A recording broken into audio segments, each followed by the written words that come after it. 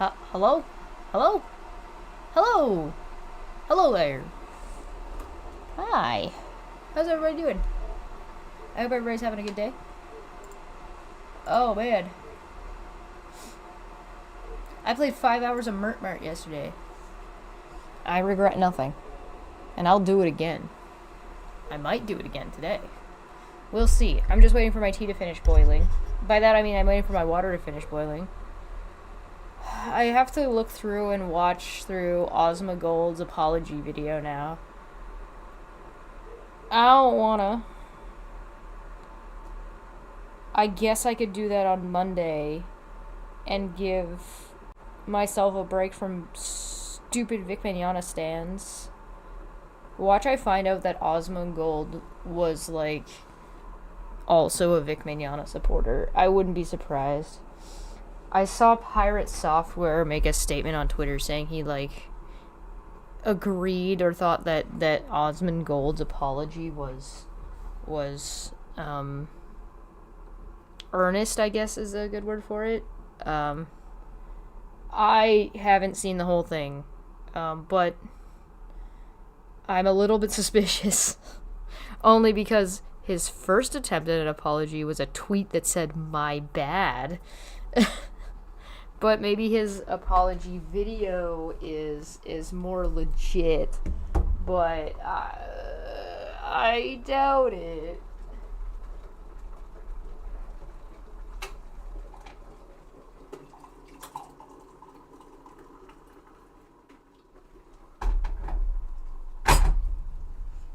I also saw that, like, the company that he was partnered with that, like, had, like, Voice Critical and stuff in it, they separated ways with him, so maybe just the consequences were enough for him to realize he did something wrong. I don't know.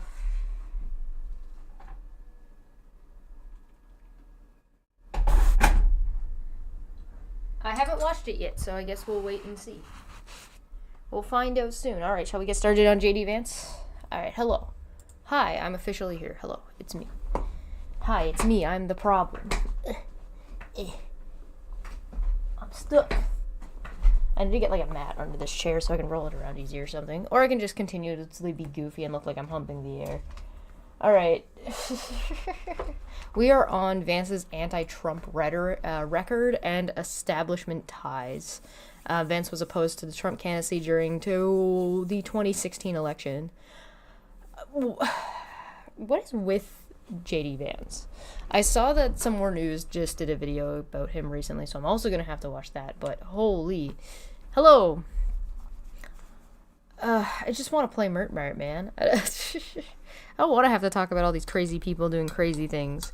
Why can't we all just vibe and not be douchebags? Have we considered that as an option? Is that an option? Can we just, like...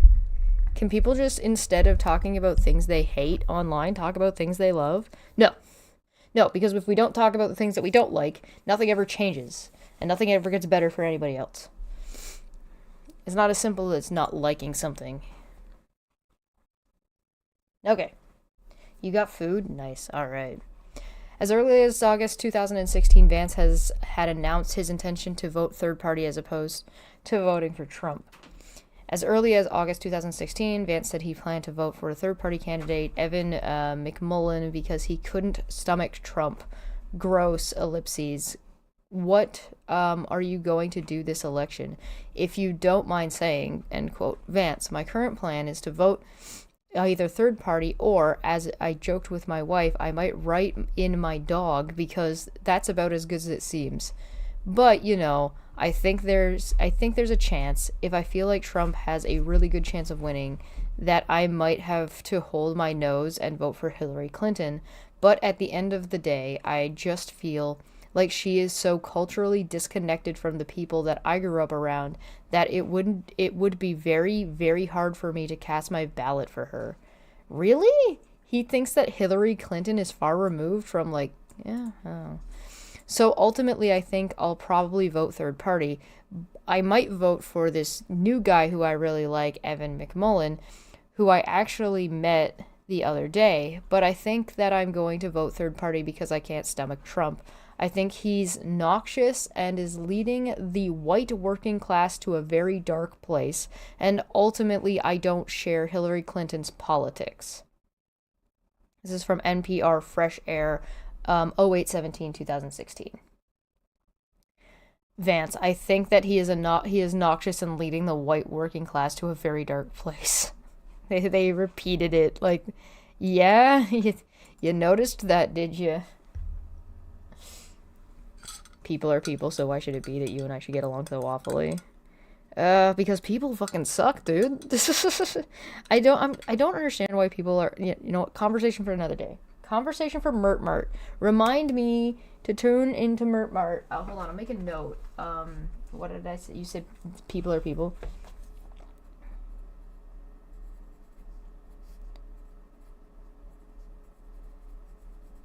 And then that people suck. Short answer, people suck. Long answer, meet me at the checkout line at Mert Mart. And I'll tell you exactly why. Vance in 2016, quote, I didn't vote for Trump or Hillary, where I was almost saying, look, I told you so. Hillary is going to win. We shouldn't have nominated Trump in the first place. Vance, quote, yes, and I guess I felt pretty much the same way. Was a certain amount of confidence. There was almost an arrogance that I had, so I didn't vote for Trump or Hillary, where I was almost saying, look, I told you so. Hillary is going to win. We shouldn't have nominated Trump in the first place. It just goes to show that in some ways I was in my own bubble, and I am guilty of some of the things that I criticize the elites of being guilty of. CNN Tonight, 11/09/2016. Vance said he voted for Evan McMillan and said, quote, my fear with Trump was always that he didn't have great solutions. Vance voted for independent Evan McMillan, not Trump, last month. Quote, I always understood why he was so appealing to many folks back home. He said of the president-elect, quote, it's not surprising they voted for him, ellipses. My fear with Trump was always that he didn't have great solutions. James Hobman, The Daily, 202, why the author of Hillbilly Elegy is moving home to Ohio. The Washington Post, 12/21/2016.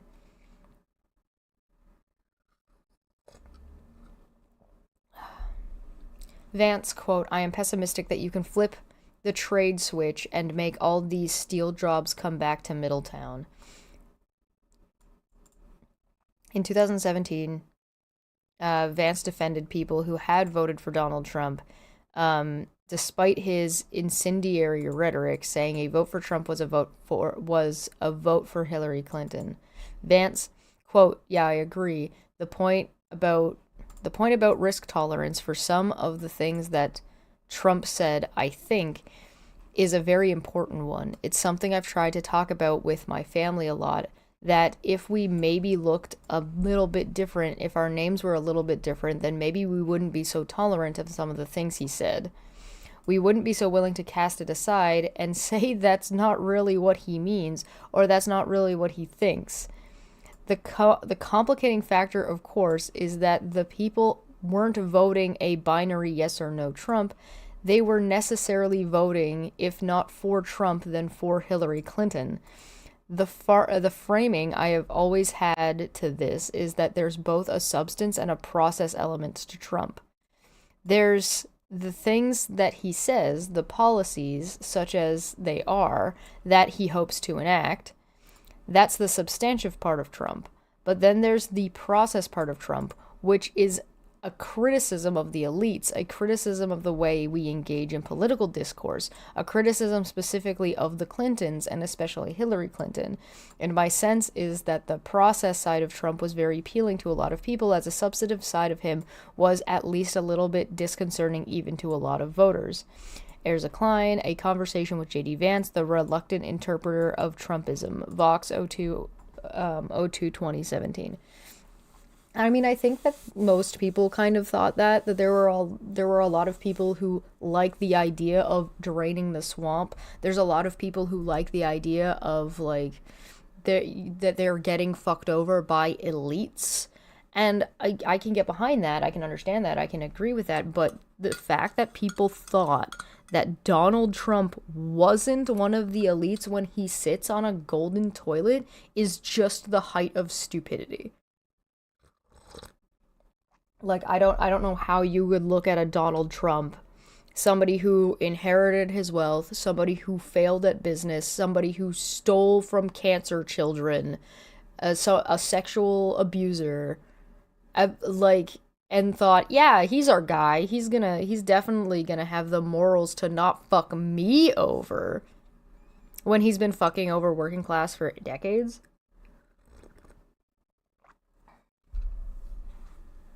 You know what I mean? Vance was accused of effectively voting for Hillary Clinton. In 2018, while Vance was considering running for Senate, another candidate said he had effectively voted for Hillary Clinton in the 2016 election. Vance and McConnell have spoken more than once as party leaders apparently continue to shop for a candidate beyond wealthy Cleveland area investment banker Mike Gibbons, who also is a political novice.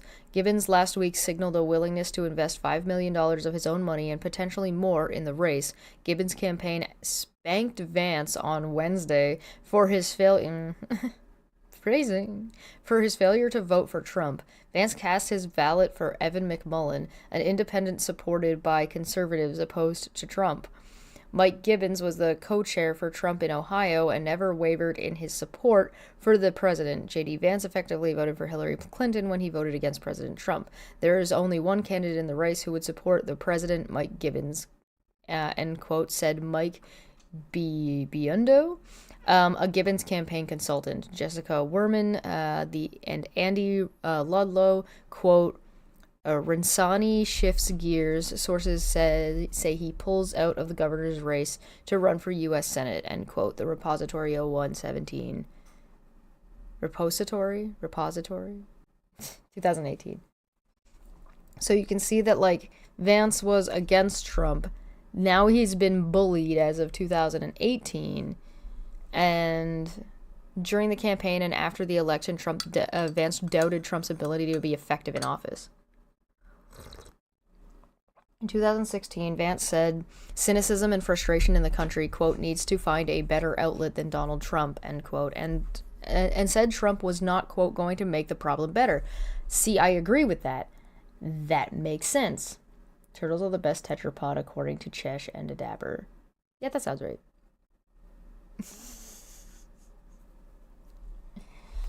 Did Sal Cardovas write that spanking line? Oh, man, I miss Sal. What happened? What happened? So sad. Man, I don't know. Vance, quote, I think that it's more about the white working class folk who are Hi, Puck. Boop. I think it's more that it's about the white working class folks who aren't necessarily economically destitute, but in some way feel very culturally isolated and very pessimistic about the future. That's one of the biggest predicators of whether someone will support Donald Trump. It may be the biggest predicator. Is the belief that America is headed in the wrong direction, the belief that your kids are not going to have a better life than you did, and the cynicism really breeds frustration at political elites. But frankly, that frustration needs to find a better outlet than Donald Trump. And that's why I've made some of the analogies that I have, because I don't think that he's going to make the problem better. I think, like you said, he is in some ways a pain reliever. He's someone who makes people feel a little bit better about their problems, but whether he's elected president or not, those problems are still going to be there, and we've got to recognize that. NPR Fresh Air 08/17/2016. Why is past J.D. Vance someone I agree with? Where is 20? Do you guys think that J.D. Vance is actually LARPing and he's actually just pretending to suck Trump's asshole so that way he can take over and fix the Republican Party? Do you think that's the plan? Do you think that's his, like, he's got this great big scheme? I don't. I don't think that at all. But, like, I agree with people that feel that way. But the problem is they're voting against their interests in making their children's future better. The conservative have never made the future better. That's why the Liberal Party always has to come in and fucking deal with all the bullshit before they can even start to do anything, and then people get tired of them before they can even start to do anything. Because the change doesn't happen fast enough. JD Vance is an opportunist. He's not a smart one, but that's as deep as he gets. Yeah, probably. You're probably right. Vance said Trump diagnosed problems in a successful and passionate way, quote, but I don't see him as offering many solutions, end quote.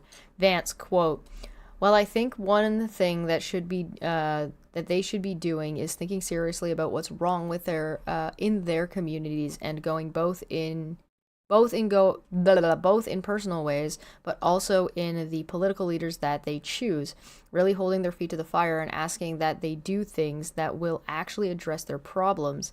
I think, frankly, that's a big problem with Trump, is that he diagnoses the problems very successfully in a very passionate way, but I don't see him as offering many solutions. ABC's This Week, 08/14/2016. I kind of agree with that. Not a chance. His earliest campaign ads are absolutely nauseating. Yeah. You think that Vance, when Trump came in, he realized how problematic that Trump was and thought that he could, like, saw that as an opportunity to get all of the Republicans who had two brain cells on his side? I would also then point out that I think that the Trump that we saw in 2016 is not even remotely close to the Trump that we're seeing now. Vance claimed Trump offered, quote, a slogan about greatness with little substance to support it. It's a far cry from the patriotism of my youth. Our faith in our country fell so far, so fast that many support a man whose very slogan is "Make America Great Again." Implicitly argues that the central tenet of my childhood was false. Our mistrust of those in power has swelled to the point that many will support Donald Trump, who offers a slogan about greatness with little substance to support it, end quote. J.D. Vance op-ed, quote, how the white working class lost his patriotism, end quote. The Washington Post, 07/25/2017. He thinks Trump supporters are not patriots. I would also like to point out that really, really well describes Pierre Poilievre in Canada, and there's been some shit going on in Canada, by the way, if you guys don't know. There's been, like, under oath testimony about India and China interfering in Canadian politics, and that, like, saying nothing about the Russian part, and people are starting to demand that Pierre sit for his clearance, and he's not doing it, and oh my god, so it was public, right? So there's, like, our prime minister is sitting in front of judges under oath testifying, and he says that he said something along the lines of, like, there are people that are taking money and yada yada yada yada, and then Poilievre has taken advantage of that to say, well, release the names then, you cowards. You're not transparent. You're not releasing the names, yada, yada, yada.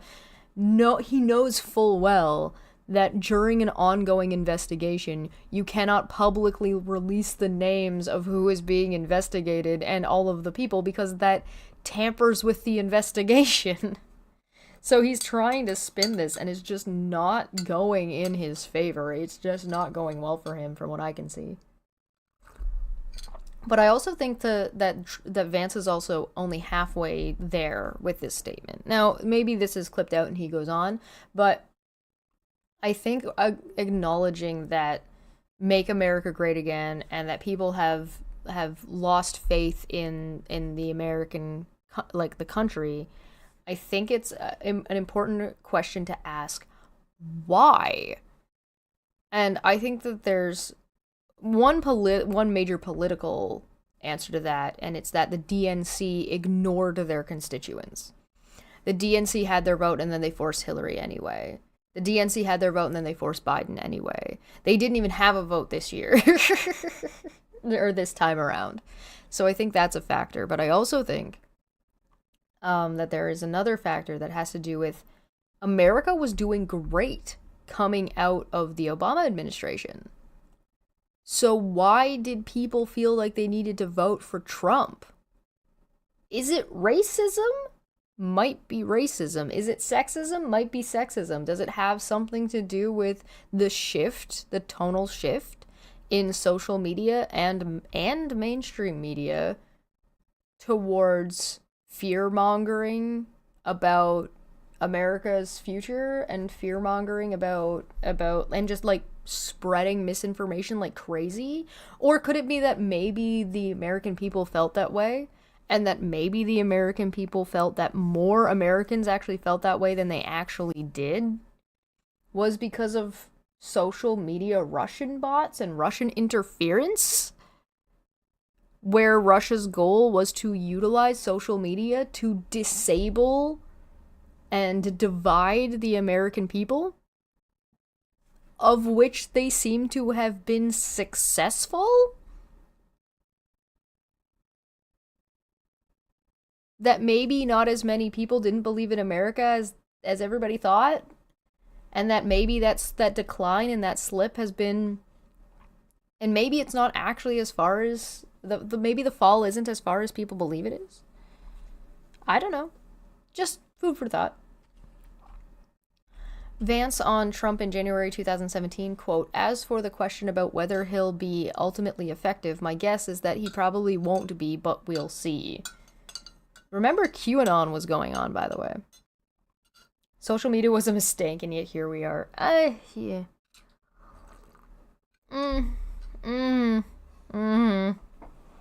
I have thoughts. Maybe we'll talk about it during Mert. Sounds like he took loads from Elon. Very funny. Question. Do you think people who wrote about who voted for Trump are going to have a voice? Or do you think people you wrote about, do you think people you wrote about who voted for Trump are going to have a voice? Or do you think they're going to get played? Vance, definitely. Folks feel like they have a voice now. Whether he does or does good things or not is going to determine over the next few years. I think it's too early to say whether they got played. I tend to think even if he's not a successful president, I wouldn't say they got played, because I don't think that gives enough credit to, frankly, how smart people are when they're willing to vote and what they do with it. As for the question about whether he'll be ultimately effective, my guess is that he probably won't be, but we'll see. I'm hoping that he is. Trump and the hillbilly elegy effect. Elegy. Journal and Courier 01/30, 2017. Vance criticizes Trump's statements and political proposals. In 2016, Vance said of Trump, quote, "Half of the things that he said don't make any sense, or a quarter of the things that he says are offensive." Hello, welcome. Vance, quote, "I certainly understand why a lot of folks are surprised. I think a big part of it is just the way that Donald Trump conducts himself. A lot of people feel that you can't trust anything Hillary Clinton or Barack Obama says, not because they necessarily lied a lot, but because they sound so filtered and they sound so rehearsed." I don't think Obama sounded that way. He sounded, I think the word you're looking for is eloquent. Hillary Clinton is very curated, but I don't necessarily think that's a bad thing. About whether or not they lied about stuff, no, they're politicians. It's not like Barack Obama wasn't bombing the fuck out of people. Donald Trump, if nothing else, is relatable to the average working class American because he speaks off the cuff. If your average working class American behaves like Donald Trump, I have different problems. I think we have a bigger issue. I think we have a different issue. I have more faith in the working class American people than to think that they behave like Donald Trump. He's clearly unfiltered and unrehearsed. And there is something relatable about that, even if, half the things he says doesn't make any sense, or a quarter of the things he says are offensive.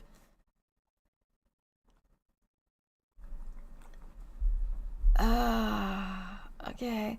There's something to be said about relatability, and it's not, there's a lot written about how elite political conversation is not emotionally relatable to big chunks of the country. I think that in a lot of ways, Trump is the first person to tap into that sense of disconnect in a way that he conducts himself with politics. NPR's Fresh Air 08/17, 2016. So here's the thing with that, right? Educate your people better. Educate your people better. The end. Harris did an interview on Fox News that's really good if you want to see how well and strong she speaks. Oh, Puck approves.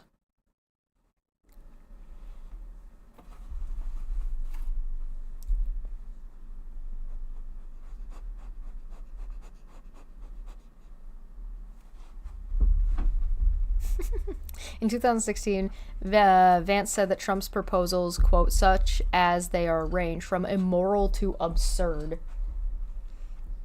Though Trump held his fire in the debate, he lit into W on social media and in interviews. Other candidates defended the former president. They, too, failed to understand Trump's appeal, how something so offensive to their political palate could be cathartic for millions of their own voters. I quickly realized that Trump's actual policy proposals, such as they are, range from immoral to absurd. But as a Marine veteran who grew up in a struggling Rust Belt town, I understand why many adore him. He tells Americans rich and powerful precisely what we wish we could tell them ourselves, and that many of the things they view as accomplishments suck for people like us. J.D. Vance op-ed, Trump fans feel betrayed by George W. Bush. Tulare Advance Register 02/18/2016. Okay, listen. Maybe if he was actually telling people that he needs a new one, you need a new one?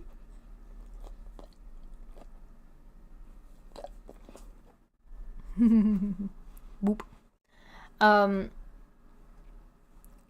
think the problem is if you can't recognize when somebody's being two-faced or know what to look for when someone is being two-faced, because that's what you have with a Trump. If you believe he's telling the elites what you would tell the elites because he's speaking to you, not the elites, and then looked at his policies, like, the thing is like, you fool me once, shame on you, fool me twice, shame on me, right? Like, at this point, you know that he's not telling the elites to go fuck himself, that he's actually giving stuff to the elites, right?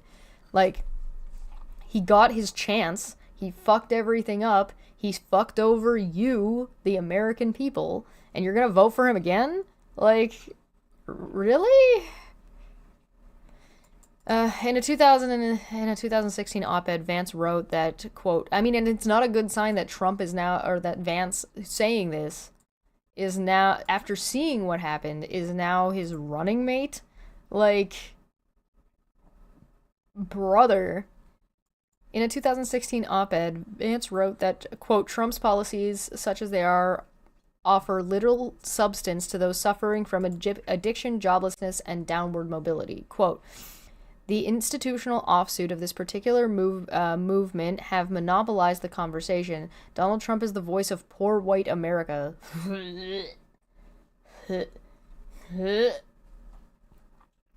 The Black Lives Matter movement is the voice of dispossessed blacks and their sympathizers.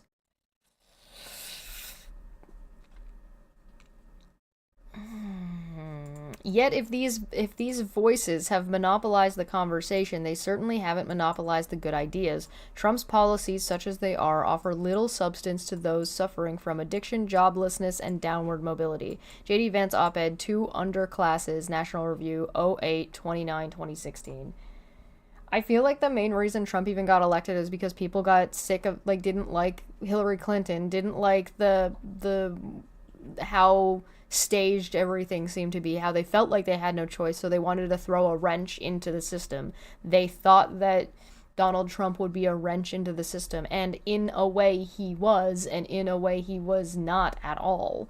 And so, like, it kind of just depends on your perspective. Vance said the Trump election would be terrible for the country. What's the betting Trump offered Vance some money deal if he supports Trump? Money, threats, tu quoque? Who's to say? In 2016, Vance claimed he had texted his book editor that Trump winning the election would be, quote, terrible for the country, but good for book sales. During his 2016 book tour, Vance was not shy about his disdain for Trump, and there's him being an opportunist.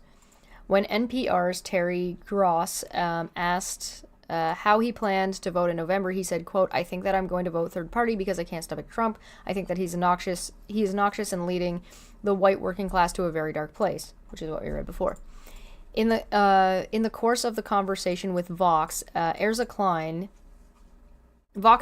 Klein, he readily agreed that Trump's rhetoric was radically incendiary, and appearing on the podcast I hosted at the time, Need to Know, Vance said that as the election year progressed, he became more and more convinced that Trump could win. He had texted his book agent. He told Jay Nordlinger? Oh, I am sorry for your last name. And me saying, like, I'm just imagining the way that would go in junior high. And me saying, quote, "If Trump wins, it would be terrible for the country, but good for book sales." Mona Sharon, J.D. Vance joins the Jackals, the Bulk Ward 03/17/2021. Money, threats, tu quoque. What does that even mean? What does that even mean? Tide goes in, tide goes out. You can't explain that. I watched a couple old conversations a little while ago between Jon Stewart and Bill O'Reilly, and one of the things I noticed is that you don't see that anymore. You don't see like that kind of level of debate or discussion, like televised debates and discussions. There was a whole debate between O'Reilly and Jon Stewart, and it was good, and it was funny, and it was like, at least they were like entertaining and cordial enough to each other, right? I don't know when the last time was that I saw like a proper televised debate that wasn't the president's. Like, you don't see people from like Fox News going over to debate people from CNBC. Like, you don't see that crosstalk anymore, and like there's reasons for that, and maybe we'll talk about it. I'll talk about it later, so we can keep going through this.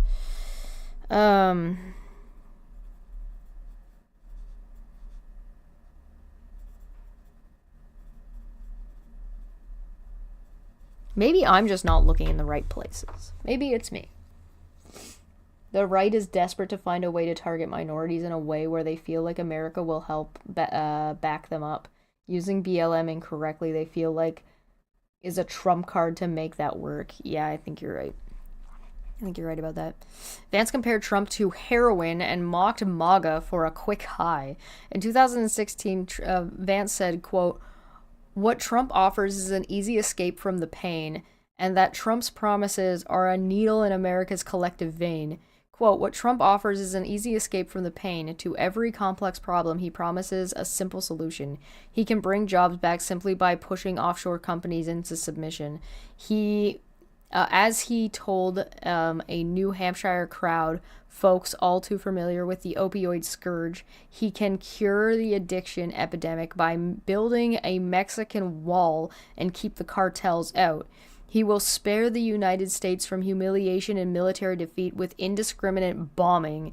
It doesn't matter that no credible military leader has endorsed his plan. He never offers detail about how these plans will work because he can't. Trump's promises are a needle in America's collective vein." J.D. Vance op-ed, Opioid of the Masses, The Atlantic, 07/04/2016. Vance wrote that after Trump lost, quote, "Perhaps the nation will trade the quick high of Make America Great Again for real medicine." Quote, "I'm not sure when or how that realization arrives. Maybe in a few months when Trump loses the election. Maybe in a few years when his supporters realize that even with a President Trump, their homes and families are still domestic war zones. Their newspapers' obituaries continue to fill with names of people who died too soon, and their faith in the American dream continues to falter. But it will come. And when it does, I hope America casts their gaze to those with the most power to address so many of these problems. Each other. And then perhaps the nation will trade a quick high of Make America Great Again for real medicine." J.D. Vance op-ed, Opioid of the Masses, Atlantic, 07/04/2020. Holy shit, that's poignant. Oh my god. What the fuck? It would have been really funny if Kamala Harris made her tagline for running real medicine. That would have been really funny. Maybe the next Democrat. Maybe the next time. It's free real estate right there. I'm just saying. Ran on being an anti-Trump politician. Yeah, he did. Yes. Vance, quote, I think in many ways what Trump... Sorry, I got a dog hair in my mouth. Excuse me. God damn. Vance, I think in many ways what Trump is just another opioid. He is something that is going to make the pain go away. He is something that's going to make people feel better for a little while. MSNBC's Morning Joe, 07/01/2016. Vance, quote, but at the end of the day, the problems are still going to be there, and they're still going to be there, and Donald Trump isn't going to make them any better. MSNBC's Morning Joe, 07/01/2016. Vance called Trump dangerous on numerous occasions. In 2016, Vance called Trump dangerous. Quote, it's like you guys have no idea the groundwell of support this guy has, and it makes me very sad for my country, because as someone who thinks that Donald Trump is frankly dangerous, I don't want the lessons that everyone should learn from 2016 to not take. We may just be in a worse situation 4 years down the road or 8 years down the road, unless there is some recognition of what is going on the other side of the country. A conversation with Hillbilly Elegy author J.D. Vance, Slate 08/25/2016. During a 2016 interview, Vance said Trump's campaign rhetoric was dangerous. Interviewer, quote, JD, is that a dangerous movement because though it separates us into classes rather than talking about how growth can lift everyone up? Vance said, I definitely think it's dangerous in a lot of ways. One, it segregates us into classes. Wall Street, 08/31/2016. Vance, a quote, so I do think that there is a danger in the way that Trump talks about politics, and ultimately I think fundamentally he is not the right guy for that reason. The Wall Street Journal, 08/31/2016.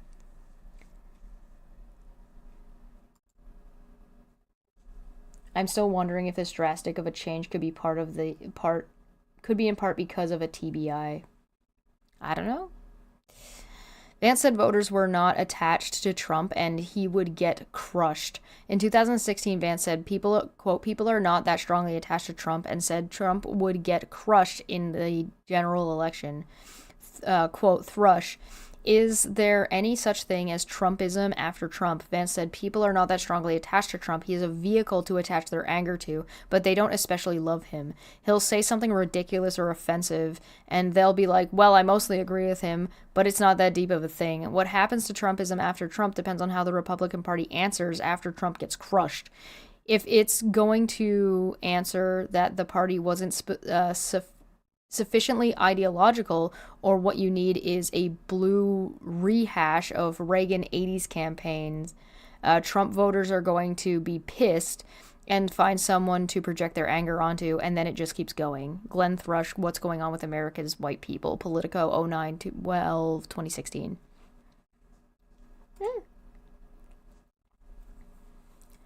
Vance in 2016, I'll probably vote for third party, but I'm definitely not voting for Trump. He exacerbates the very worst tendencies of the people in the area that I grew up. Quote, I'll probably vote third party, Vance said, but I'm definitely not voting for Trump. He exacerbates every worst tendency of the people of the area I grew up. Brent Larkin, suburban Columbus woman hold key for Clinton in Ohio, plain dealer, 09/25/2016. Vance wrote that he loathed Trump's obvious personal character flaws. In 2016, Vance wrote that he loathed Trump's obvious personal character flaws.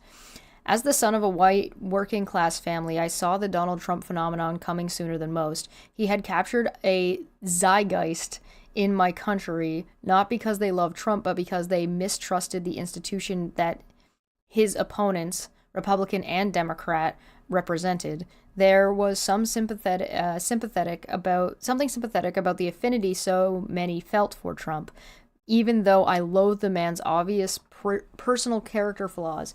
He was, as American filmmaker and labor activist Michael Moore recently argued, a Molotov cocktail to throw into the inner workings of the elite universe. Hey, isn't that what I said earlier? The system has failed so many in my hometown, and Trump was a vehicle with which they would blow it up. J.D. Vance op-ed, J.D. Vance, the coasts and the flyover country, the Great U.S. Divide, London Evening Standard, 10/28/2016. There's one thing that I've noticed Vance hasn't mentioned in any of this so far, and it's that the hatred beyond this. They're like, he's defining this as people being disgruntled towards the elites or disgruntled towards the system, but he's not talking about like the actual like racism and vitriol that the large number of, or I would say all of Trump supporters had, both then and now, right? The hatred for women, the destructive desire to drag anyone else around you when you are lashing out, when you are desperate, and when you are angry. And so what is happening is like these what happened in 2016 and what is happening now is that the people who are supporting Trump don't care about helping themselves. They care about making things worse for everybody else, because in their anger they are too short-sighted to understand that doing that to everyone else does that to them as well. And if they do notice, they don't care. It's self-destructive. It's a suicide bomb. It's like I'm gonna go down and I'm gonna take all of you with me. That's what it is. My Unfinished Journey for 2 said, "Oh, my non-existent God, he used to be so reasonable." I know, right? Yeah, the Zeitgeist. Did I pronounce that wrong? Was I not? I thought I got that one right. Maybe I didn't. Vance said he fought against Trump. In 2016, Vance said he fought against Trump pretty robustly. J.D. Vance, author, New York Times, quote, "Well, I think it depends on in a large part of how Trump himself reacts to defeat. If he reacts to a loss graciously, like we all expect him to, just kidding. Yeah. Then he may actually do a good service to the country and allow some healing to take place and hopefully some constructive government down the road.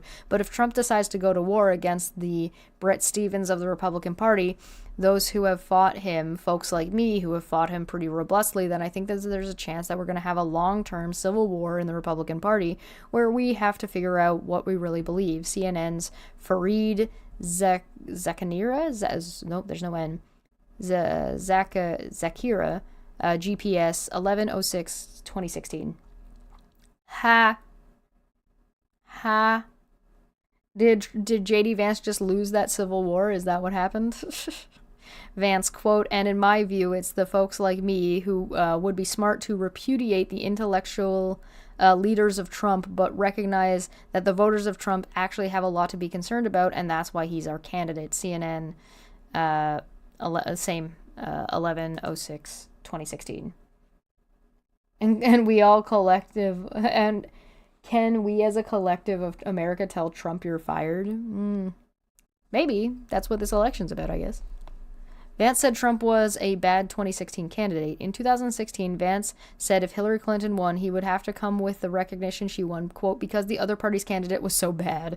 Vance, yes, to put Brett's point, in the 90s were very good on the surface, but we're already very serious planted seeds that caused a lot of problems over the next couple of decades. And I think that what either for Hillary Clinton to govern effectively or for Trump, if he wins, to govern effectively, they need to start with a massive dose of humility.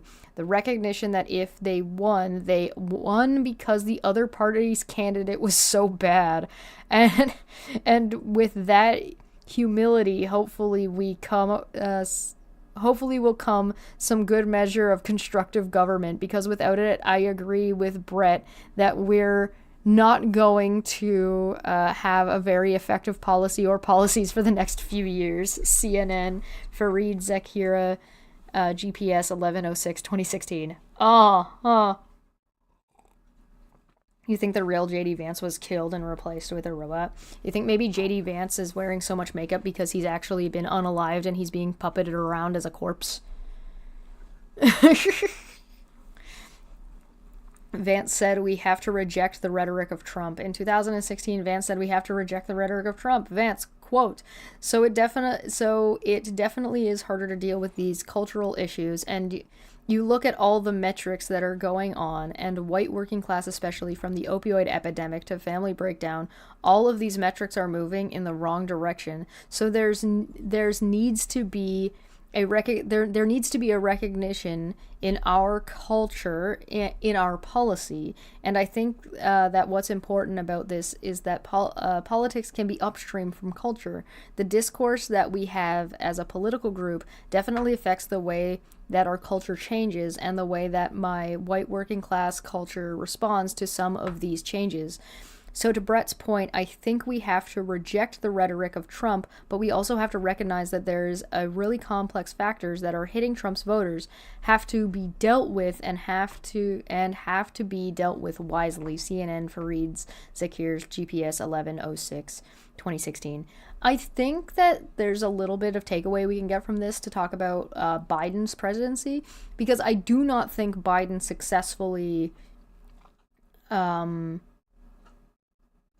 was able to successfully communicate to Trump followers. However, I don't think you need to necessarily communicate or capitulate to the MAGA crowd, because I think the MAGA crowd is you can't negotiate with terrorists.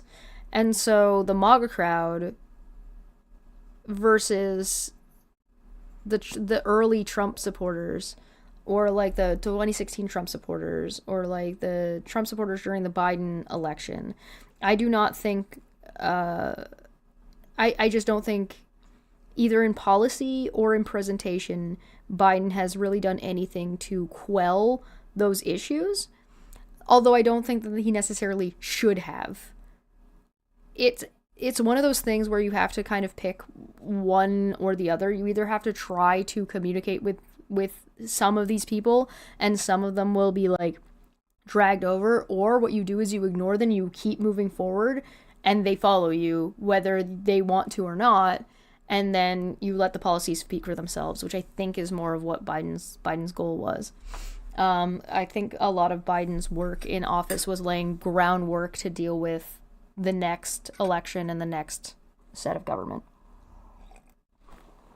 But that's just my opinion. What do I know? After the 2016 election, Vance said, at least one thing that I do enjoy about reading 2016 Vance is like there's things to talk about. There's like this is a conversation. Like I can have a conversation with this person. I can be like, okay, well I see this point and I agree with that point. And this is exactly what I was talking about earlier about how debates and discussions do not happen anymore.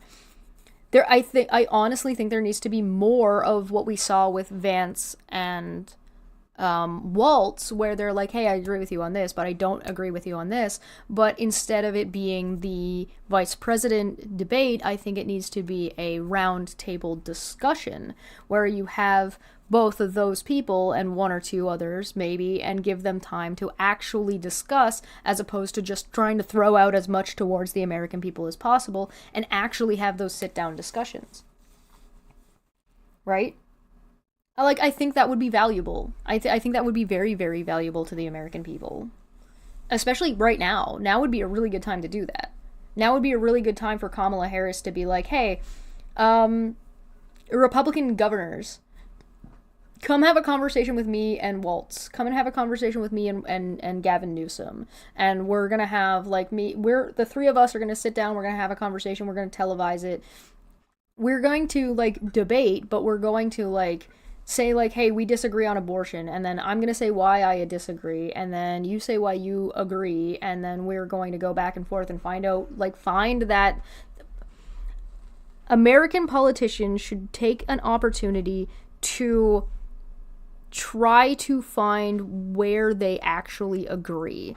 They all like to talk about how there's division in this country. They all like to talk about how, oh my God, the American people are so separated and divided, and we're fighting with each other, and we need to be working together. But they don't actually do anything to bring people together. If they wanted to do something to bring people together, they would need to find Republican and Democratic candidates, or senators, or governors, or even local politicians who are willing to to find, like, they don't have to agree on things, but work together to find what it is they do agree on. So instead of focusing on, we all know that we disagree about this, and we all know that we disagree about that, but what do we agree on about this topic? And can we use that to then take steps forward, or find out why we disagree on some things? And if they did that, then it might be, that might be way more beneficial to a positive direction. Obviously, there's going to be some people you can't talk to. Some people will refuse. Like, and I don't mean like they'll refuse. I mean, they will kick and scream, and they'll do Trump, where they'll be like, oh no, we don't agree on anything, and they're trying to steal what I said to make it sound like they agree or want your vote. Da, da, da, da, da. Like, that's noise. That's background noise. But we need to stop giving so much attention to that noise.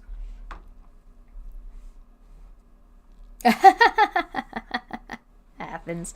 That's what I mean. There are people that are not willing to talk. They pretend that they're willing to talk, and then they won't. Right? Or they actually don't have anything to say. They're just denialists. They would just rather fight and fight and fight and fight and fight because they think that's best for like notoriety, or for like views or whatever. Right? I don't necessarily think that JD Vance and Waltz did a good job in trying to do that, but I think that was more of a contextual issue, not them as individuals. And then you could go the other way and say that Waltz shouldn't have been so nice to JD Vance, and JD Vance shouldn't have X, Y, or Z or whatever, but that's whatever. That's fine. After the 2016 election, Vance said he did not think Trump fully appreciated the complexity of what's going on. In 2016, after Trump's election, Vance said, quote, I continue to worry that Trump didn't fully appreciate the complexity of what's going on and was worried about whether he's going to make the problems a whole lot better. Quote, still in the 32-year-old remains somewhat nervous about the policies that Trump espoused on the campaign trail. Though his fingers are crossed, solutions are complex, he noted, and I continue to worry that Trump didn't fully appreciate the complexity of what's going on. Consequently, I worry about whether he's going to make the problems a whole lot better. Ellipses, but I am a Republican, and we really should give the guy a chance to govern and hope he's successful. I think that's reasonable for a Republican to say, like a graceful kind of loss, but in hindsight, maybe don't. Maybe should have just been like, no, fuck this guy. I'm a Democrat now. The Daily 202, why the author of Hillbilly Elegy is moving home to Ohio, Washington Post, 12/21/2016. In February of 2017, Vance said Trump, quote, ran an angry, very adversarial campaign that Vance added was pretty cynical. For the record, Vance is not a Trump fan. He says, ran an angry, very adversarial campaign that in tone matched the frustrations of the people I wrote about. He certainly ran a pretty cynical campaign and got a lot of votes from people who are feeling cynical about the future. Vance voted for independent candidate Evan McMillan. Karen Heller, Hillbilly Elegy made J.D. Vance the voice of the Rust Belt, but does he want the job? The Washington Post, 02/06/2017. Vance criticized Trump for creating finger pointing among the white working class. In 2017, Vance criticized Trump for changing the focus of the white working class to pointing the finger, quote, finger at Mexican immigrants or Chinese trade, end quote. What you mean what J.D. Vance was doing recently. J.D. Vance, quote, I think that that this election is really having a negative effect, especially on the white working class right. Because I think a lot of these grievances are legitimate, but what it's doing is it's giving people an excuse to point the finger at someone else. Point the finger at Mexican immigrants or Chinese trade or the Democratic elites or whatever else. And sometimes these villains are legitimate. I think it's totally fair to say that the policy elites of the Democratic Party haven't been totally concerned about the white working class. But at the same time, fundamentally, what's going on and what Donald Trump has done is change the focus of the white working class from a sort of engaged and constructive politics to a politics of pointing the finger. PBS, The Charlie Rose Show, 08/30/2017. Yeah, why can't they just pull themselves up by their bootstraps? During the 2016 campaign, Vance was described as a never Trumper. In an October 2016 appearance on the Charlie Rose Show, Vance declared he was a never Trump guy and never liked him. In an October 2016 appearance, blah, blah, blah, blah, blah, he declared that he was a never Trump guy and never liked him. J.D. Vance, quote, yeah, exactly.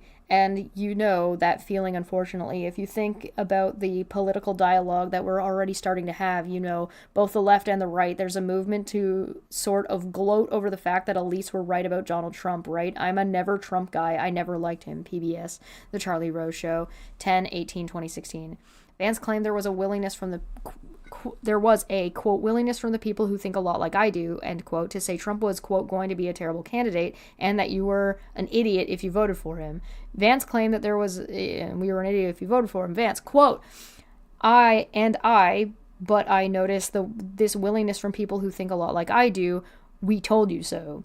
To all these white working class voters, we told you so. We told you that Trump was going to be a terrible candidate. We told you that you were an idiot if you voted for him. The problem is if you take that attitude as sort of a gloat over Trump's defeat, then you're playing into the very thing that gave rise to Trump in the first place, which is a feeling that the elites think that they are smarter than you and just think you are a bunch of idiots. PBS Charlie Rose Show, 10/18/2016.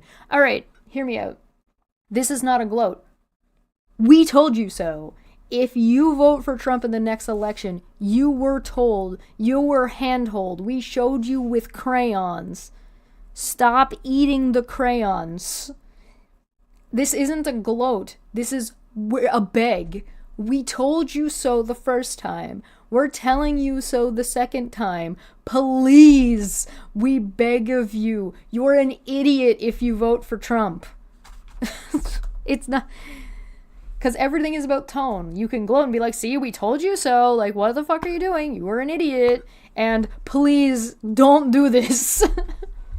America, please don't do this. Vance said Trump was never the best candidate for white working class voters. J.D. Vance, quote, absolutely. You think about the slogan, Make America Great Again. The implication is that America isn't great right now. And if you're very unhappy about your life, that's going to resonate. Charlie Rose, quote, do you think this is a large number of people? Do you think this is enough people to elect Donald Trump? J.D. Vance, no, I don't think there's large enough people to elect Donald Trump. Obviously, the demographic of this country has changed a lot, and white working class communities is still a pretty significant part of the electorate, but it's not merely enough to let Donald Trump alone. So my fear is, I think Donald Trump is not the right candidate for this group of voters. Charlie Rose, who would have been Vance. Well, I don't know that there is a single candidate who really appeals to these voters in a way that, one, inspires them, and two, actually had a set of policies that would have been good for them. Either the Democratic side or the Republican side. Part of the problem with this election is in fact that I think that the problem that are unique to some of these working class communities don't get a lot of attention. Yes, they do. They just don't believe that they do. And maybe, hopefully the book will raise people's awareness a little bit. PBS Charlie Rose Show, 10/18/2016. So here's the thing. Hillary Clinton was a massive mistake. Forcing Hillary Clinton was a massive fucking mistake. Forcing Biden was also a massive fucking mistake. Another massive, massive, massive mistake was the amount that the Republican Party has been allowed to jerry-rig the fucking Electoral College and jerry-rig their elections. Because you know who else was a mistake? George W. Bush. George W. Bush's presidency and the legitimacy to his presidency is likely his whole presidency was illegitimate. There are really good arguments to be made to say that George W. Bush Jr. did not actually win that election, and his entire presidency was a stolen election. And yet, what did the Democrats do? They didn't try to do an insurrection. They didn't try to fucking go to war. They didn't do the shit that the Republican Party did when Trump lost. Right?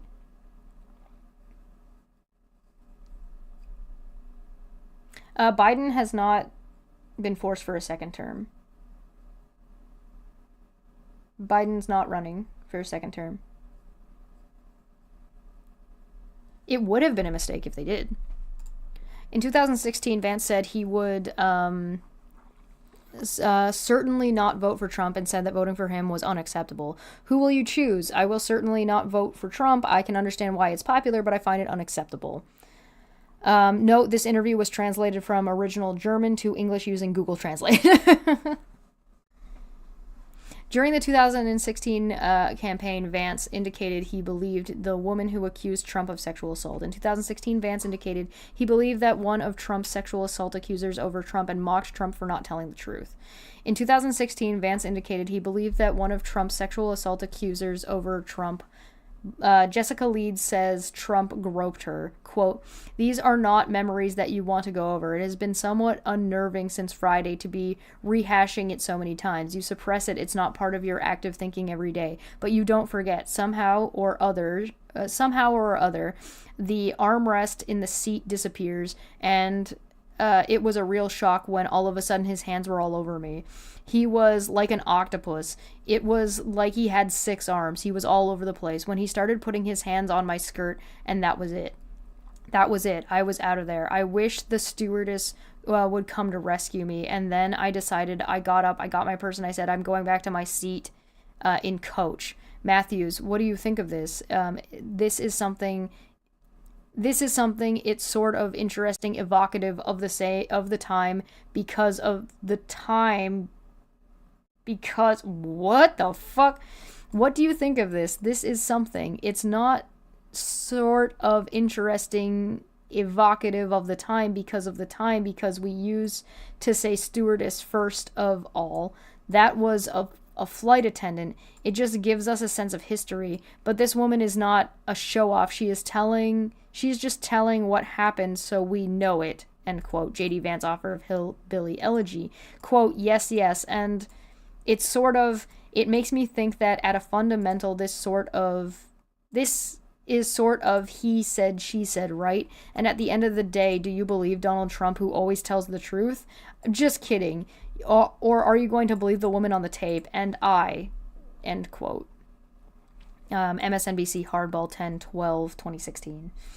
My Unfinished Chalk for Chu said, 1, pick up sock, 2, like stream, 3, share stream, 4, subscribe. Thank you very much.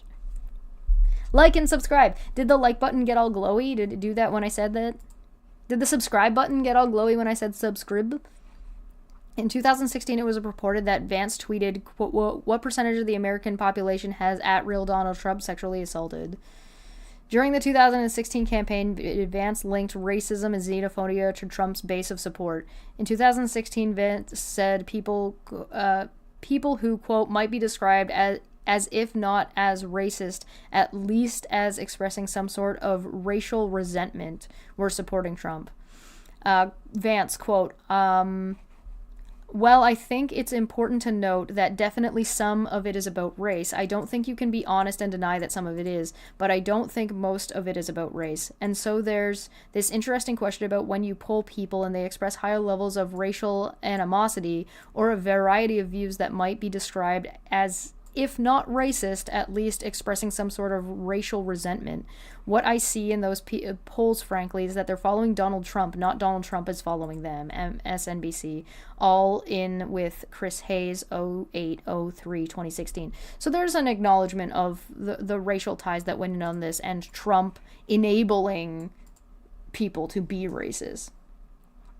Vance said it was, quote, not just that he found a way into these voters' hearts and into their political preference. He's actually, I think, leading people in a certain way, and he's leading our political discourse to a very negative place. Quote, I think this is a really important and, frankly, very unfortunate part of Donald Trump phenomenon. It's not just that he found a way into these voters' hearts, into their political preferences. He actually thinks that he's leading the people in a certain way, and he's leading people down a political discourse in a very distant place. All in with Chris, 08/03/2016, MSNBC. Vance in 2016, quote, people listen to what their political leaders are telling them, and my view is both Trump is tapping into something racially ugly attitudes, but also that he is leading people to racially ugly attitudes. Conversation 08/25/2016. Quote, I don't think that 60 to 70% of the working class voters would have supported a Muslim ban before Donald Trump said something about a Muslim ban. Vance, there is an element here where I think it's not just that Trump is exploiting something, but he's also leading the white working class to a very dark place. Slate 08-25-2016. In 2016, Vance said that there are people that are drawn to Trump because he says racially insensitive things. Okay, but could the Trump package work with these voters if he weren't so racist? I see what you're saying. There are people who are drawn to Trump because he says racially insensitive things. Slate 08-25-2016. Vance said 50 to 60% of Donald Trump voters don't have attitudes that are actively racist, but also don't have attitudes that completely conform with modern notions of equality. Quote, I think that it's probably true. That's why I hope that he is soundly defeated. I worry that the situation is only going to get worse before it gets better. The way I feel about this is probably 50 to 60% of Donald Trump voters don't have attitudes that are actively racist, but also don't have attitudes that completely conform with modern notion of equality. I think those people can be won or lost to the cause of more social integration and more social involvement. It just depends a lot on the political media conversation. I really feel that the conversation is failing that very large group of voters.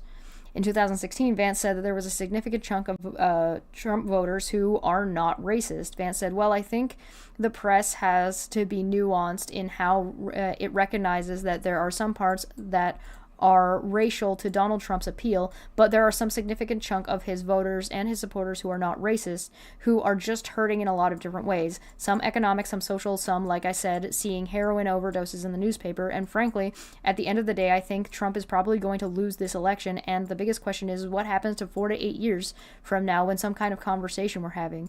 And if the media wants to do right by this country, I think it should recognize that there's a legitimate hurt in these communities, because if it keeps on talking about race as if it is a reductionist issue, as if it's the only explanation for Donald Trump's appeal, then it's going to push a lot of people away from national conversation, and those places are worse parts of the internet. I would like to point out that yes, the media plays a role here. I agree. Yes, there is a big racial problem, and I would also point out that I do not think that in 2024 and in 2025, if you are supporting Trump, you are not just racist at this point. There is no middle ground with Trump. Not only are you racist, but you are also a misogynist. You don't like women, you don't like minorities. And you're self-destructive. You can't be voting for Donald Trump. You can't be pushing Donald Trump at this point and not be racist in some capacity. And not at this point. Maybe in 2016, definitely not now. You probably also hate women. In 2016, when asked about Hillary Clinton's basket of deplorables statement, Vance said that there was an element of truth in the statement and declared that there is definitely an element of Donald Trump's support that has its bias in racism or xenophobia. Judy Woodruff, quote, we have been paying attention to something Hillary Clinton said in describing Donald Trump's followers. She called them a basket of deplorables. Is there something to what she said, or is she completely off base? JD Vance, well, I think it's probably both. There's definitely an element of Donald Trump supporters that has its basis in racism or xenophobia or sexism, but I'm adding that in. But a lot of these folks are just really hardworking people who are struggling in really important ways, and the way that I think about these folks can be led by political leaders in one direction or another. They can be pushed or pulled, and when Hillary Clinton says something like that, it strikes me that she's pushing people away and she wants them to get out of her message. So this is the bad thing about what J.D. Vance has been going on about here. He is trying to elevate shitty people by saying, but not all of them are like that. But the problem is, though not all of them are like that, it's certainly not a deal breaker. All of the problematic stuff. And that is needed to be acknowledged at the time. A lot of people think that Trump is just the first to appeal to racism and xenophobia that's already there, but I think he's making the problem worse. Quote, finally, what did What did watching Donald Trump's speech last night make you think about this fall campaign and the future of the country? Well, I think the speech itself is a perfect microcosm of why I love and am terrified of Donald Trump. On one hand, he criticized the elites and actually acknowledged the hurt of so many working class voters after so many years of Republican politicians refusing to even talk about factory closures. Trump's message is an oasis in the desert. But of course, he spent way too much time appealing to people's fears and offered zero substance of how to improve their lives. It was Trump's at his best and worst. My biggest fear with Trump is that because of the failures of the Republican and Democratic elites, the bar of the working class is too low. They're willing to listen to Trump about rapist immigrants and banning all Muslims because part of his message are clearly legitimate. A lot of people think Trump is just the first appeal to racism and xenophobia that were already there, but I think it's making the problem worse. The other issue is that there are a lot of Karens that think other people getting rights means they get less rights for some reason, which is not the case. And there are a lot of people saying that there's a lot of first world problem, let's call it that people believed that they were being short-sticked, or they believed that nobody cared about them, or they believed that these bad things were happening to them when that wasn't the case. Medicare helped middle-class working white families. The Obama administration helped middle-class working white families, but because they weren't the title, Black Lives Matter movement helps working-class white families. But because working-class white families wasn't the name of it, and the focus wasn't on them because, they got to be special little babies, they were against it. And part of the reason of that is poor education, foreign interference, opportunists in the political field, like J.D. Vance, and the media doing a bad job covering it, and the media doing a bad job educating people. Simple as that. Vance in 2016, racism is definitely part of the Trump phenomenon, and I think to his great discredit, Trump has not disavowed the David Dukes of the world as strongly as he should. Well, he didn't disavow them at all. He embraced them. Vance said he opposed Trump since Trump was encouraging his base to think of their fellow citizens as scapegoats for all of their problems. He is taking that significant portion of white working class poor who are not explicitly racist and pulling them in a more racist direction. Mr. Vance, a Republican, says that one reason he is so against Donald Trump because he is encouraging his base, the people and community known by the author, to think that his fellow citizens as scapegoats for their problems. He is taking a significant portion of the white working class poor. Blah, blah, blah, blah. The Blade 09/10/2016. Vance, the Trump people are certainly more racist than the average white professional, but it doesn't strike me that this is the 1950s. It seems like Vance is working really hard to deny this for some reason when he's spouting a lot of we need to accept what this is and why it is, but he's trying to be like no about this thing in particular. Vance, I certainly get rid of Obamacare, but don't touch my Medicaid. Yeah. Vance, I certainly think a lot of liberals are able to see what these people are going through, but there is this weird obsession, a preoccupation with the belief that that the Trump movement is all about racism. The Trump people are certainly more racist than the average white professional, but it doesn't strike me that this is the 1950s. There is a certain amount of racial resentment, but it's paired with economic insecurity and willingness to believe Trump and a lot of things that he says, despite evidence that a lot of it isn't true. That's the racist part. I really worry if this becomes a self-fulfilling prophecy, if he's couching what he's talking about in a racial resentment, and progressive elites are saying, quote, all these people are racist and xenophobic. People's attitudes are going to change, that they are going to become more racist over time. That's probably happening here. I think that Donald Trump is changing the way people look about other groups and in a very negative way. In 2016, Vance said, if you think that the Republican Party rhetoric is almost designed to turn off black voters, quote, I think this is a winning coalition. I think it's possible, but it's just, I don't think many people have actually tried, right? I mean, if you think of the Republican Party rhetoric, it's almost designed to turn off black voters. In 2016, Vance said, if that's because it's a dog whistle for racist white voters, Vance. I can see the shift a little bit better now. Like, he's got some things on lock and other things he's just blinders to. And I don't know if they're blinders that he's putting on intentionally or if they're blinders to it's just a blind spot, or if it's like rose colored. In 2016, Vance said if Trump won, quote, he could have an even angrier white working class that hates the elites or the Mexicans or the Chinese or whoever Trump is targeting even more. Suppose Trump wins after all, then what about 4 years from now? He won't have changed or improved anything. Doesn't the frustration just grow? Clear problems will get bigger no matter who is president. The question is what do you do with people's anger and frustration? I'm afraid Trump would do what he has done so far, which is to simply direct the frustration and anger into other peoples and groups. So after 4 years of Trump, we could have an even angrier white working class that hates elites and Mexicans or the Chinese or whoever Trump is targeting. Whoops. Or whoever Trump is targeting even more. That is correct. That is exactly what you have.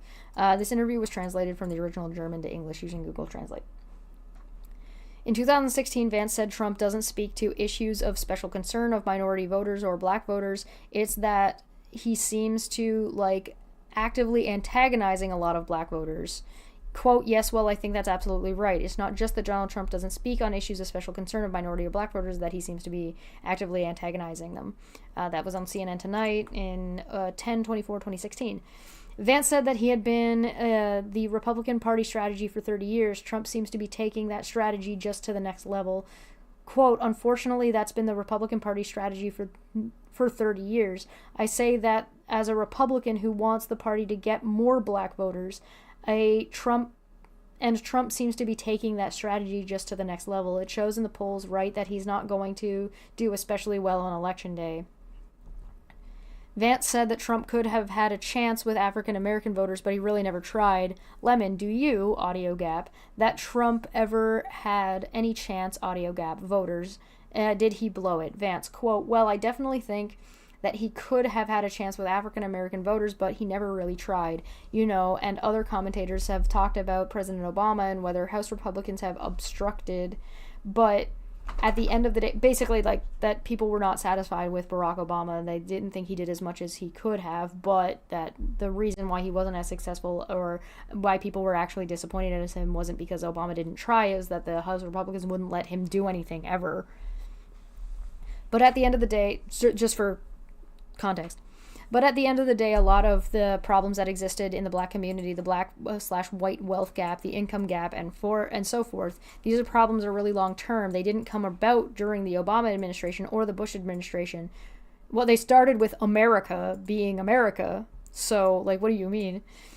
And so it's not like Donald Trump entered a vacuum where these people were all of a sudden new. He entered a problem where Republican politics maybe could have made a difference, but he chose not to focus on those issues, and it's really his own fault that it's going to hurt us on Election Day.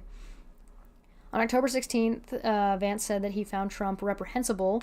In October 2016, Vance said that he found Trump reprehensible because he makes people I care about afraid, such as immigrants and Muslims.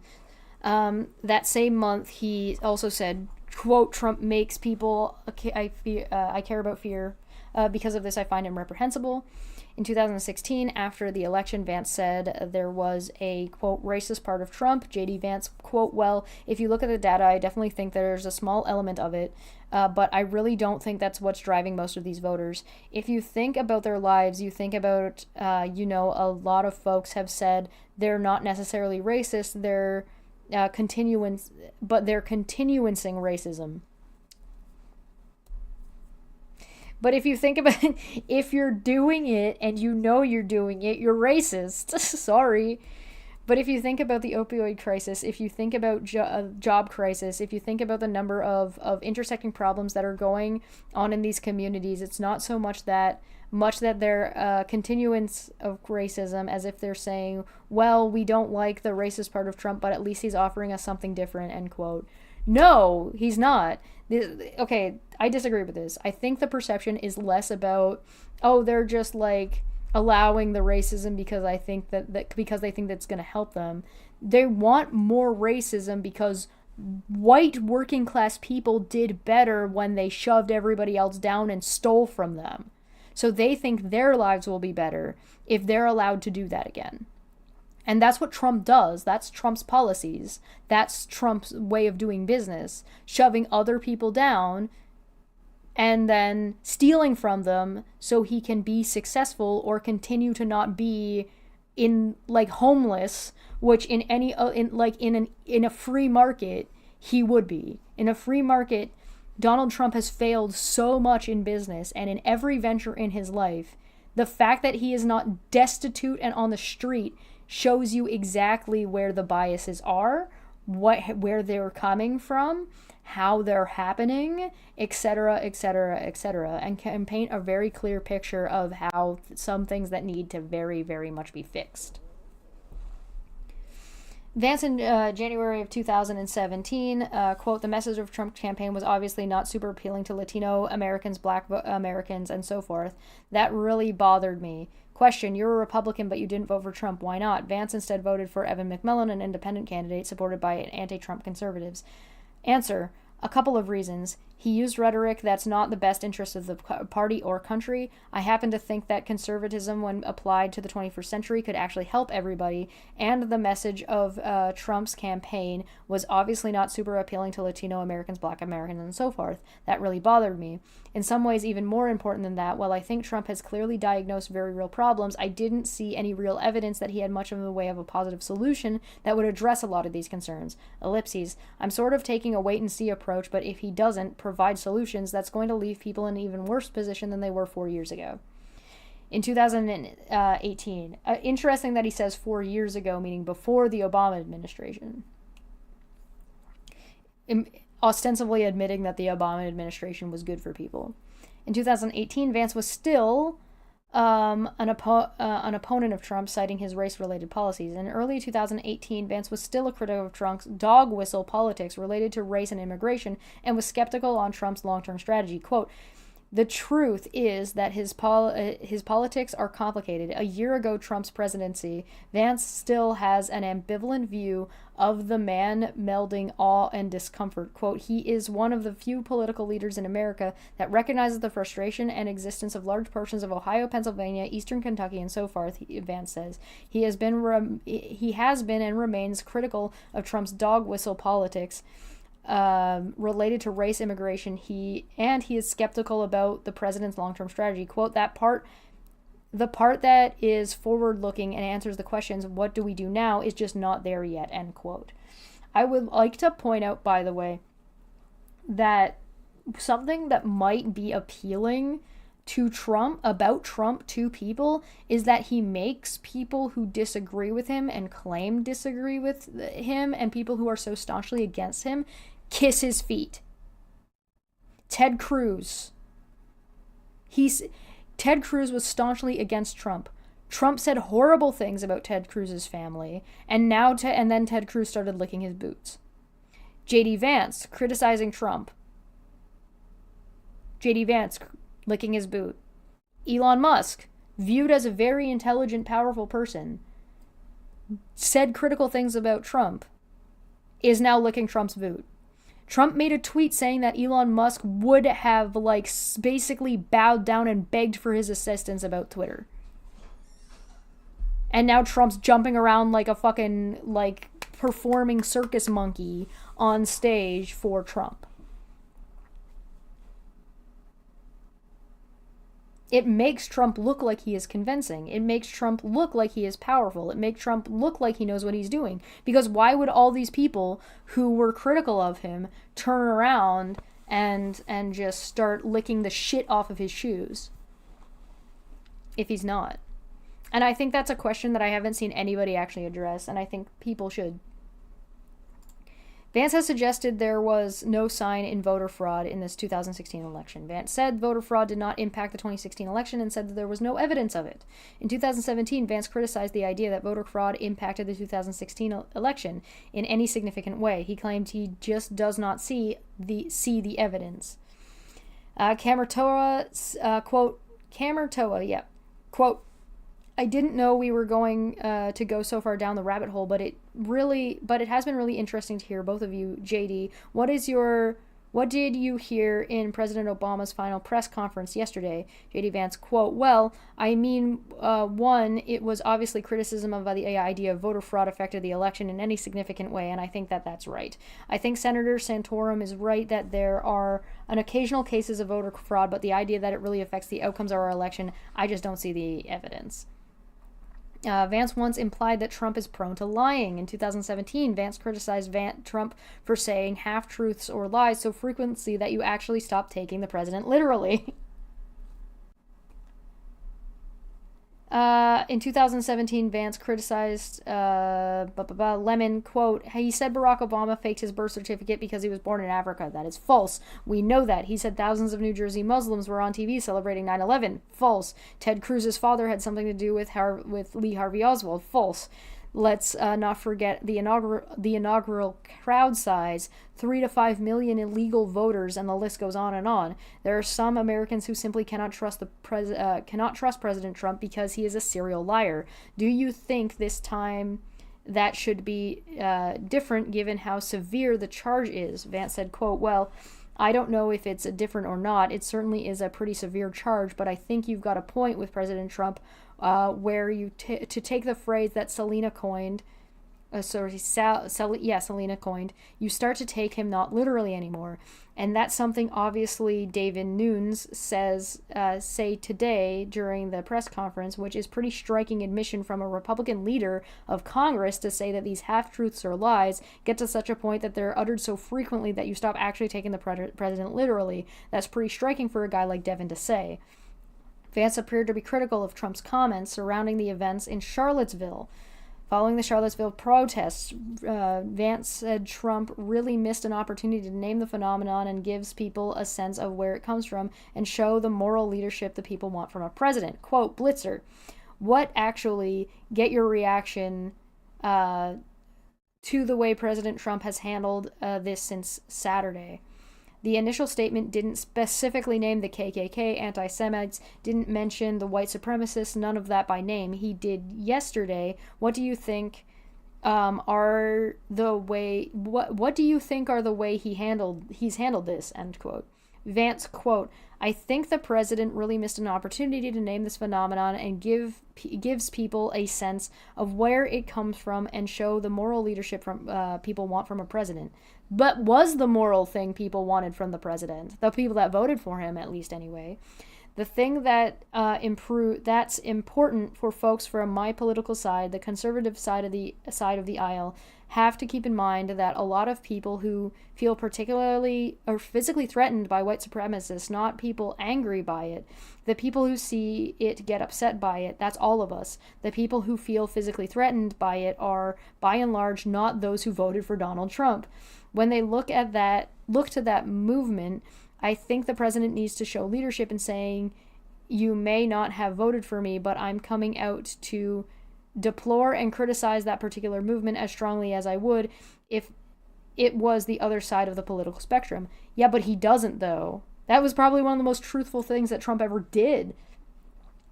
A lot felt the president could have spoken to that. Unfortunately, by not naming it what it was, white supremacism, he missed an opportunity.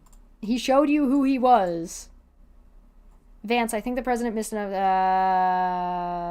he said it more than once. JD, from your vantage point right now, what should the president be doing? JD Vance, quote, well, I think it's really important for the president to name this particular phenomenon. If you think about all of the controversy about whether Barack Obama said radical Islamic terrorism, there is a real human need for people to have their enemies named and described by their political leaders. And I think the president missed an opportunity over the weekend, hopefully an opportunity he will take advantage of today, to name this enemy, to describe it, and then tell the country what we need to do to defeat it.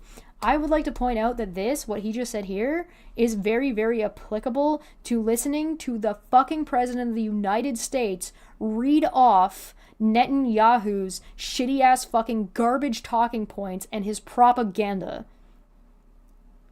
President Biden, the president of the United States, citing and repeating propaganda rhetoric for Israel is disgusting and shameful for America. Absolutely shameful. The American president and the American people should be offended by this. Not because... Ignoring the genocide for a second. Ignoring the Palestinian people being people who deserve to be people. And the horrific things the Israeli government and the Israeli military are doing. Ignoring those things for a second. It is shameful of a president of America to be repeating the propaganda of any foreign country, any country, ally, not ally, the American president talking like a puppet for another country is horrifying, and the American people should be offended. Just for that alone. Just that alone. Let alone all of this other stuff that we just set aside for a second, which is also a major fucking issue that needs to be dealt with and should inform what the president is saying instead of just being handed talking points like he's got Netanyahu's fist up his ass. Fucking disgusting. Ugh. Yuck. Icky. I hate it. Trump said, back to this. You know what? We're at an hour and a half and my voice is starting to eat shit. And we've still got a little while to go before we get to the next section. So I'll pause it there and we will continue this with next week. We are on page 86. 86? Did I go down too far? Yes. We are on page 86. Because I think that's a good thing to end on.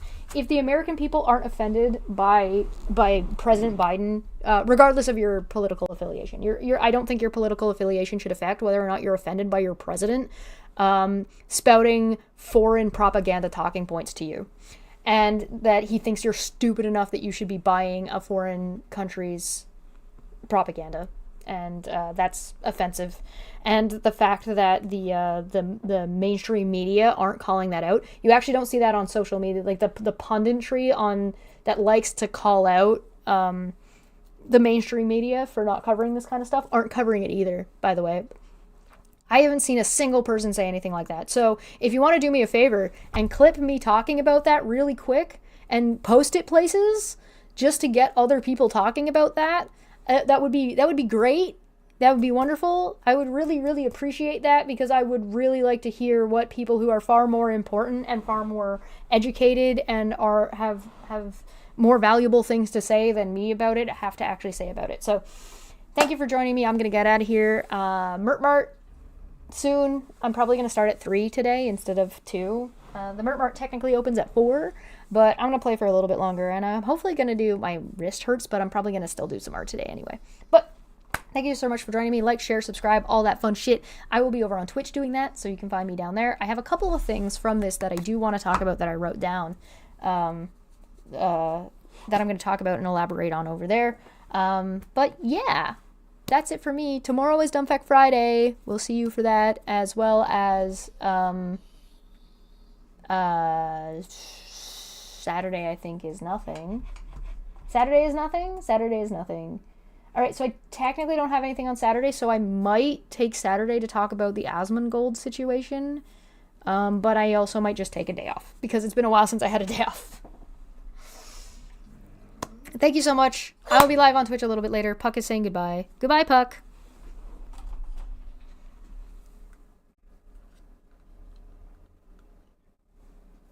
He's a good boy, yes. Okay, say goodbye. Goodbye. Come say goodbye. Stretch.